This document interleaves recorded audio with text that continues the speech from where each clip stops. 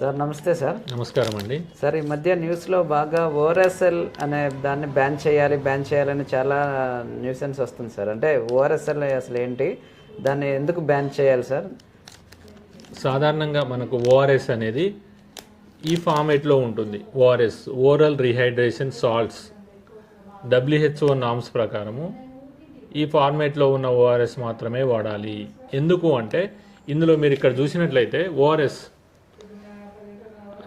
Sodium citrate 2.5 gram ఉండాలి, potassium chloride 1.5 gram ఉండాలి, sodium citrate 2.9 grams ఉండాలి.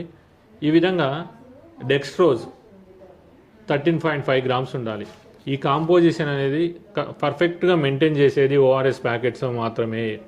ఏవైతే ఓఆర్ఎస్ఎల్ అన్నారు మీరు, ఓఆర్ఎస్ఎల్ అంటే లిక్విడ్ ఒక చిన్న బాటిల్ లాగా వస్తున్నాయి, అవి వాడకూడదు. వాటి మీద ఈ మధ్యకాలంలో ఒక డాక్టర్ గారు చాలా సుదీర్ఘంగా పోరాటం చేసి గెలవడం జరిగింది. దాని ప్రభుత్వాలకు కూడా ఆదేశాలు ఇవ్వడం జరిగింది. కాబట్టి ఎప్పుడైనా ఓఆర్ఎస్ అనేది ఈ విధంగా పౌడర్ ఫామ్లో మాత్రమే వాడినట్లయితే పిల్లలకు పెద్దల వారు కానీ ఎవరైతే ఉన్నారో వాళ్ళకు కరెక్ట్గా అది డయేరియా తగ్గడానికి సరైన కాంపోజిషన్ను మెయింటైన్ చేస్తున్నారు. కాబట్టి ఈ ఓఆర్ఎస్ ప్యాకెట్స్ మాత్రమే వాడాలి అనే ఇది మనకు ఈ మధ్య సుప్రీంకోర్టు కూడా తీర్పు ఇవ్వడం జరిగినది. ఇది మాత్రమే WHO ఫార్ములా ప్రకారం ప్రిపేర్ చేయబడినటువంటి ఓఆర్ఎస్ ప్యాకెట్స్.